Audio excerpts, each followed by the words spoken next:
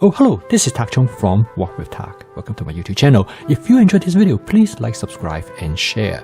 Please feel free to write to me at walkwithtak@gmail.com if you have any questions regarding to this video or any video that I have posted in the past.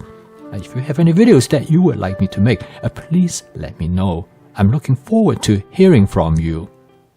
Home cooking has an incredible journey for me in the past few years, and I would like to share some of my journeys with you. And in fact, one of the most interesting part of my home cooking, or most engaging part, is my ability to cook for my wife. I always want to continue to cook for the food that she loves and enjoy, and I always make constant changes. And one of the dish that I've worked on in the past couple years is a salmon dish. My wife loves salmon. In fact, she goes out to eat, she will always order salmon, as long as you can find it on the menu. But one of my greatest achievements is that one day she said to me, "I think your salmon cooks better than any other salmon that I have ordered in the restaurant. And from this point on, I'm not ever going to order salmon again." And I would like to tell you about this story, how I'm able to make this possible. And to me, it gave me great gratification. And in fact, this is what makes home cooking all worthwhile. There are several reasons that I decided to cook salmon for her at home. And probably the most important reason is that every time when she went out and ordered salmon in the past, she was always not satisfied with it. She always say, well, they should cook it this way, or maybe they should not use this sauce, or they overcook it. So I kind of tired of hearing that. I said, well, maybe I can try and make a salmon that she really would enjoy. And the second one is probably financial, because salmons are expensive. Every time when we go out and order salmon, I look at the bill. I said, wow, this is pretty expensive. If I can cook it at home, I would save some money.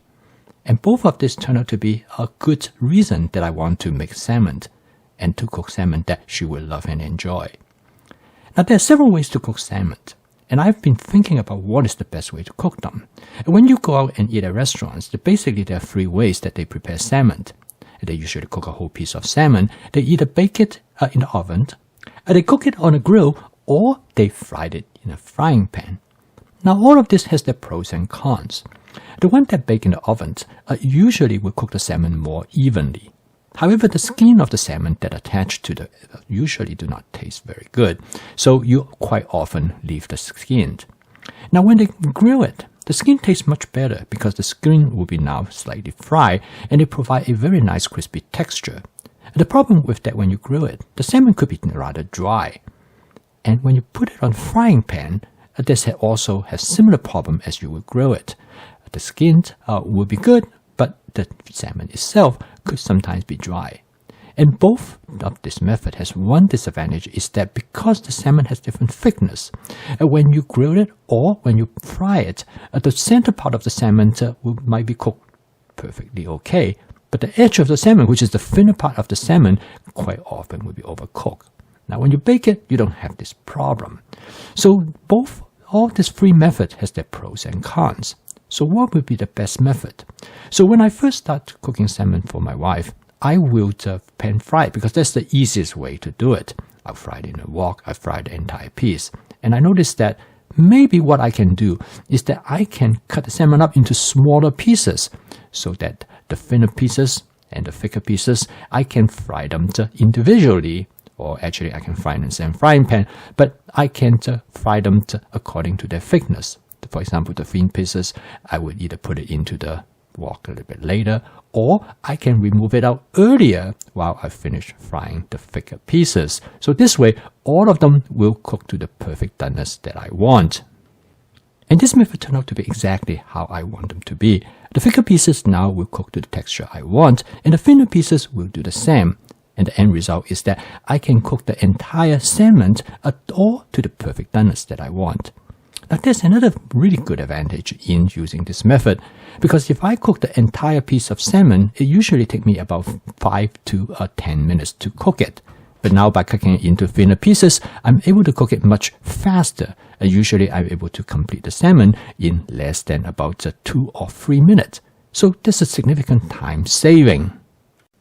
I cook the salmon use a method which I refer to as shallow frying. Basically, I place the salmon with the skin side down. Using this method, I'm able to blacken the salmon. Basically, I char the salmon. Now this has a tremendous advantage because using this method, you can push the oil out of the skin of the salmon, and consequently, the skin will not be oily. Instead, it will take on a nice crispy texture. Now for my wife, this turned out to be actually the best part of the salmon, which is very surprising. When you cook the salmon using this method, make sure that you season the wok with my spot seasoning method, as well as make sure the oil is as hot as possible. This is the best way to sear and char the salmon. Now in this case, I used my Cook Standard 13-inch stainless steel wok, and it worked out really well. And using this wok, I'm able to get the oil of temperature as hot as possible. So when I put the salmon into the oil, it chars very rapidly. It usually takes about 60 to 90 seconds to char the skin of the salmon.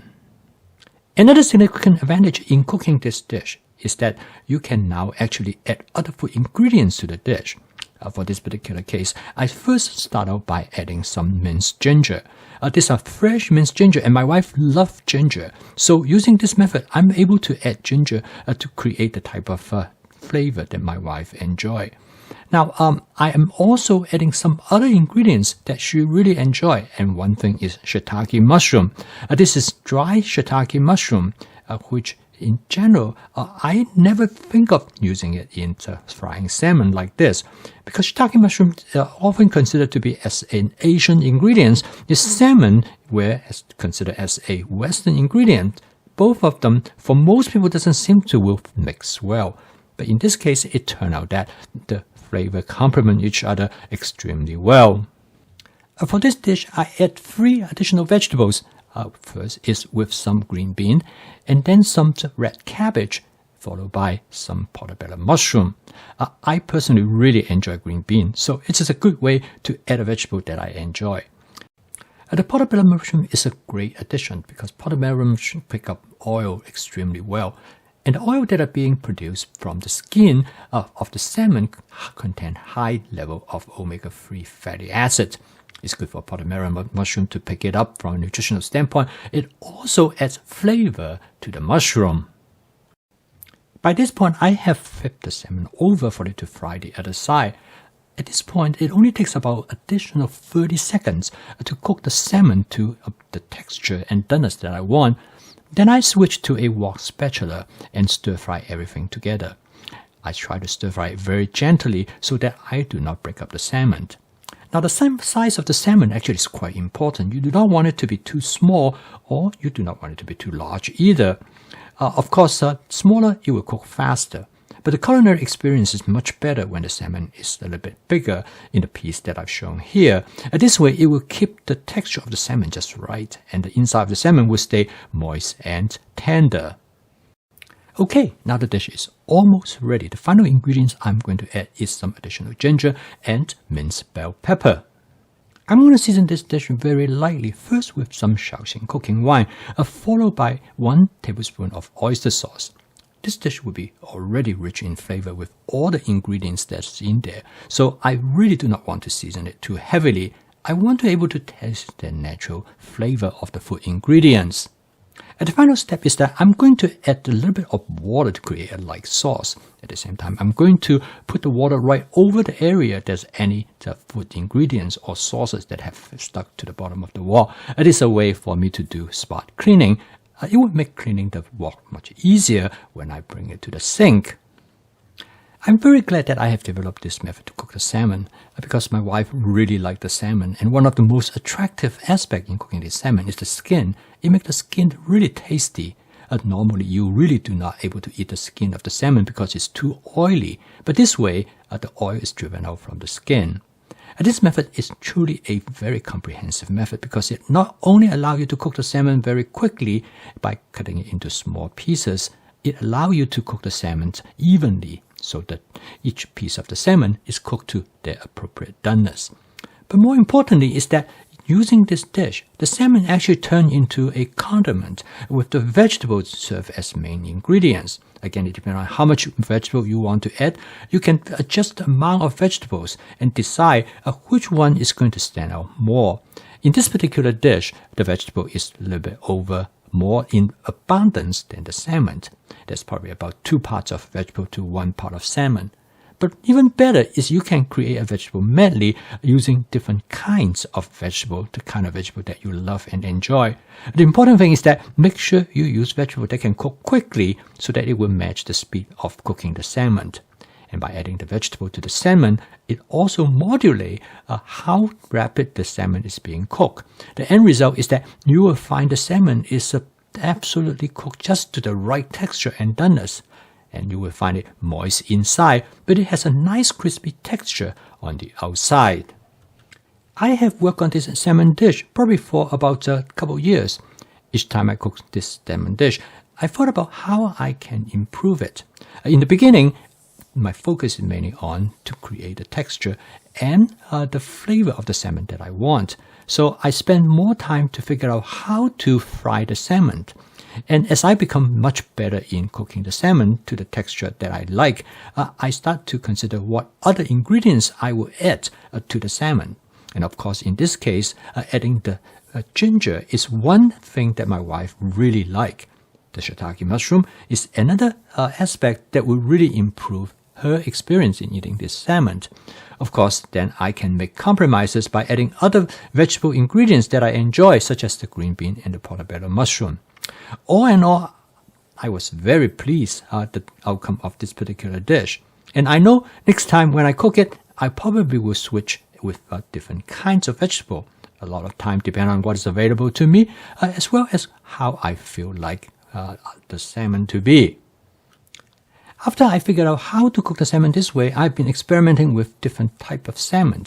I have tried Atlantic salmon, Norwegian salmon, cohort salmon, sockeye salmon, and I find that cohort salmon is our favorite. And I think the nice thing about this particular approach is that you are using a basic template, and you can make modification to this template to accommodate similar ingredients or actually use some very different ingredients. A same approach in cooking this dish obviously can be used to cook other type of fish which might be able to achieve similar results.